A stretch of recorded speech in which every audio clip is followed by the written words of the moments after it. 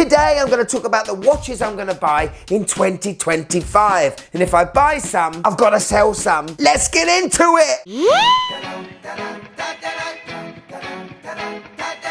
Yes, and welcome to the Mad Watch Collector Show. Today is very exciting because I get to plan out which watches I'm going to purchase in 2025. But it's tinged with sadness because there may be watches in my collection that I need to say goodbye to. 2024 was a huge year for me. I parted ways with a record number of watches to try and squeeze my collection down to only having ones I regularly wear. I have a 10-watch Seiko collection, and if I get a new Seiko this year, I promise myself not to go over 10. So one from the old 10 has to make way for a new one. Them's the rules! 2025 also marks the 5th year this channel has been going for, which obviously means I need a watch to celebrate that. Them's the rules! 2025 is also going to be the year of me actually purchasing a Citizen.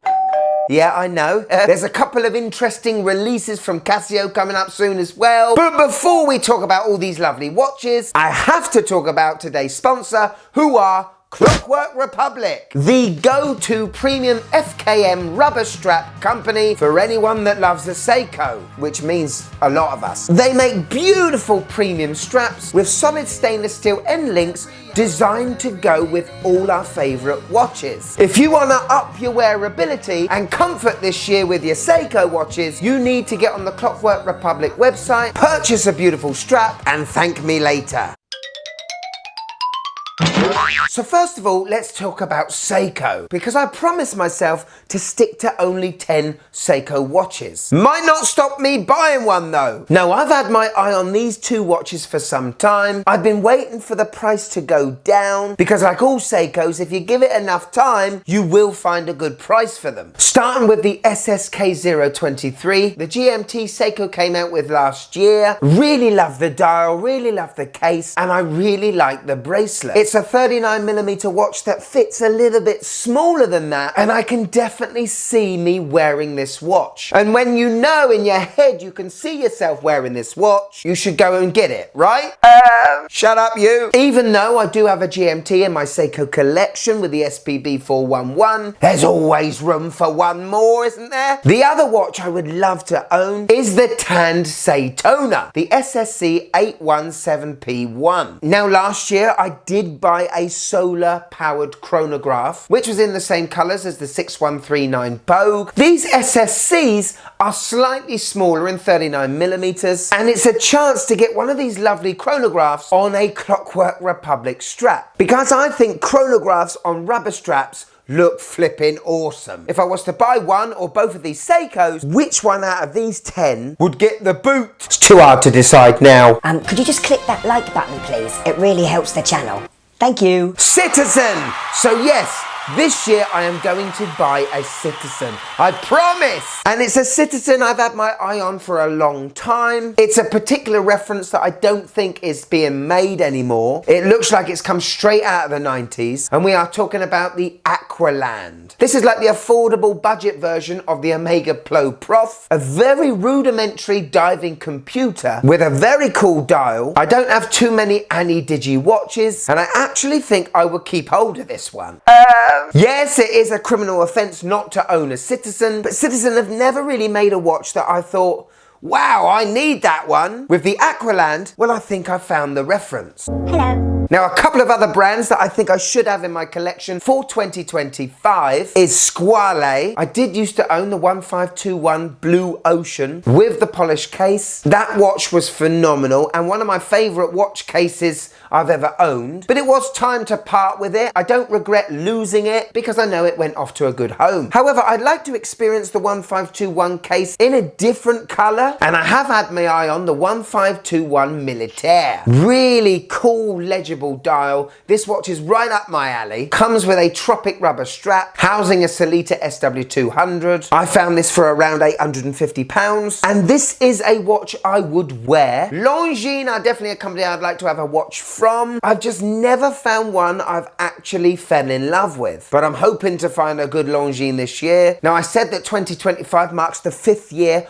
of the Mad Watch Collector channel, sort of. And I'd like to celebrate with a nice purchase of a watch, like a Milestone watch. And I would like to dip into titanium again. Around 2 years ago, I reviewed the Pelagos 39. And apart from it being titanium, I thought it was one of the best watches I've ever reviewed. That titanium made the watch very, very light. I hadn't experienced titanium a lot and just couldn't get on with the weight. Since then, however, I am now an owner of a titanium Seiko Landmaster, which is a beast, by the way, and I'm slowly coming round to titanium. And on my radar for this year is a Pelagos 39 or the original FXD. I reviewed that watch last year and I was very surprised how good it looked on my wrist. I do feel that one of those two watches are coming to the madhouse soon. Out of those two, which would you pick?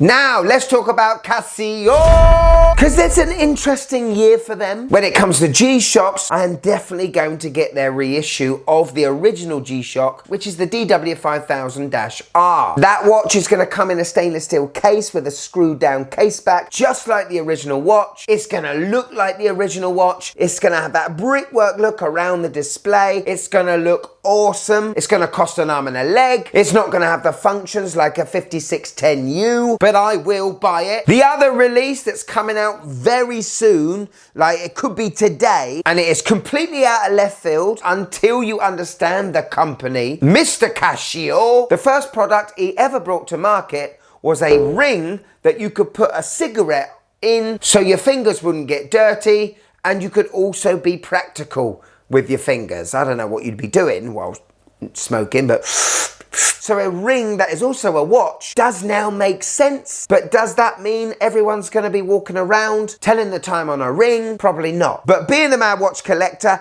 and an absolute Casio-holic, I've got to buy it to show it off to you. You mug! Yeah. Long-term goal, as always, it will probably not happen this year and I don't expect it to. It would have to mean I sell a lot of my collection, but I do at some stage want to own a Rolex 14060. The Submariner that came out in the 90s that had a 4 Hertz movement, had a ratcheting bezel, but didn't have all the gaudy Cerachrome blingy bits and maxi case looking stuff. That's probably an exit watch for me. We can all dream, can't we?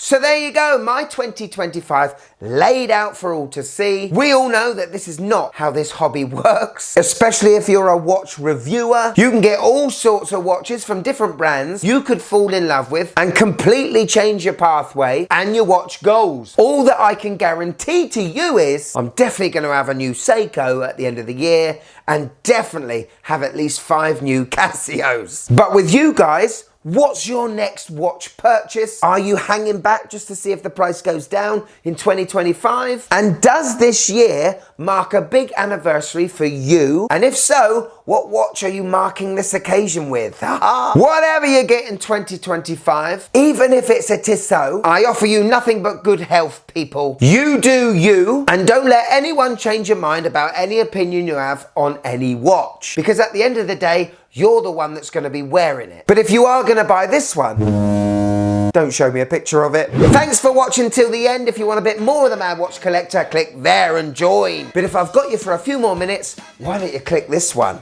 This is sensational. You're going to love it. Absolutely love it. Oh, it's tremendous, isn't it? Isn't it amazing what you can do with cameras and editing that takes you too long? Go on, click it, you'll love it. Click it, click it.